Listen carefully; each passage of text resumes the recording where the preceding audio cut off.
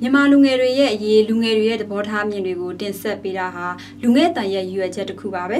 ဒီ2009ခုနှစ်ထဲမှာအခြေအနေအမျိုးမျိုးအကြောင်းအရာအမျိုးမျိုးတွေကိုလူငယ်တွေဘာတွေပြောခဲ့ကြလဲဒီလိုလူငယ်တွေရဲ့ပြောဆိုချက်တွေထဲကအမှတ်တရဖြစ်စေတဲ့လူငယ်တွေရဲ့အတန်ကိုလည်းပြန်ကြည့်ကြရအောင်နော်အမလေးစိတ်ထက်လေးဘာလေးနဲ့အလွဲစတွေပေါင်းနေကြတယ်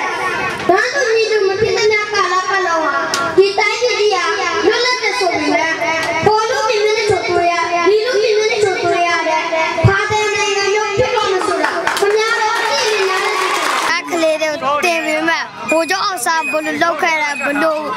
စူးစမ်းခဲ့စားတာအဲ့လိုတင်ပြီးပဲဘိုးကျော်အောင်ဆန်းလို့တာအဲ့ဒီလိုမျိုးရှိခဲ့မယ်ဆိုလို့ရှိရင်ကျွန်တော်တို့တွေကဆိုဒီဘက်တစ်ဖက်နိုင်ငံမှာလာရောက်နေရမှာမဟုတ်ဘူးဒီအမေများနေမှာအမေပျော်ရွှင်စွာနေနိုင်ပါစေလို့အမေဆုတောင်းလိုက်ပါတယ်ခုအမေနဲ့ဘယ်တော့ပြန်တွေ့ရမယ်တော့မသိပါအမေပြန်တွေ့ရဖို့လည်းကျွန်တော်မျှော်လင့်နေပါသူကိုအတွက်ကိုသူကပြန်ပြီးပေးစားတယ်ကိုလည်းသူ့ပြန်ပေးစားမယ်ဆိုတဲ့တောင်းလို့ရှိပါတယ်ကပောင်းမှာမစစ်မဖြစ်ဆိုအဲ့ဆိုဆရာမပြောလို့လဲဆိုတာဆရာတွေကသူတို့မှရှင်ထဲမှာစီးတယ်သူတို့ဟိုငယ်စဉ်ဘဝနဲ့သူတို့တင်လာခဲ့တဲ့အသက်ပညာတစ်ခုကိုအခုခေတ်ဒီချိန်ဒီခါမှာသူကလေးငယ်တွေသူတို့ပြန်တင်ပေးလိုက်တာစာတင်မိတဲ့ဆရာဆရာမများတယ်သူကတော့တနေ့မှတစ်ခါကတော့ဝမ်းလည်းဝမ်းသားတယ်ကျင်လည်းကျင်တယ်ပြစ်မှားတဲ့အပြစ်တွေလည်းကြည့်ပြောတော့စမ်းတေးဆိုသမီး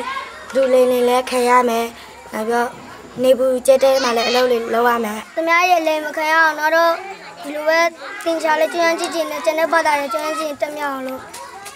အလုပ်တွေလည်းရတာကျွမ်းကြည့်ကြည့်တက်တော့ကောင်းအားကြောင့်စတက်စေချင်ကျမလည်းရွေသူချင်းမလေးအကြောင်းမနေရဘူးကျမစာနာတယ်ငါတို့ကအကြောင်းနေရတယ်သူတို့အကြောင်းမနေရဘူးဘယ်လိုခံစားမလဲဆိုတာဒါသူတို့အပေါ်စာနာတယ်သူတို့ရဲ့ရည်မှန်းချက်အတိုင်းလုပ်ပဲတကယ်လို့အကြောင်းမထားနိုင်တော့မှအဲ့လောက်ပြည်ပြီးမလုပ်ခိုင်းတိတ်ပါနော်ဒီဘက်တွေအကြမ်းဖက်မှုပပျောက်ရေးပေါ့နော်ဒီနေ့မှာပြောချင်တာလူတိုင်းမှာမမြင်နိုင်တဲ့အီရှင်းတွေရှိတယ်။နောက်ကြတော့မင်းမရောပေါ့နော်။ဒီအမြဲတမ်းမျိုးသမီးအကြံဖတ်ရေးအတွက်လည်းအသိပညာတွေပေးဖို့အတွက်အများကြီးလိုပါတယ်။ပြည်ပဆိုင်ရာငင်းငယ်နေမှာပေါ့နော်။တမင်းနေနဲ့စူတောင်းပေးချင်တာမြန်မာနိုင်ငံကြီး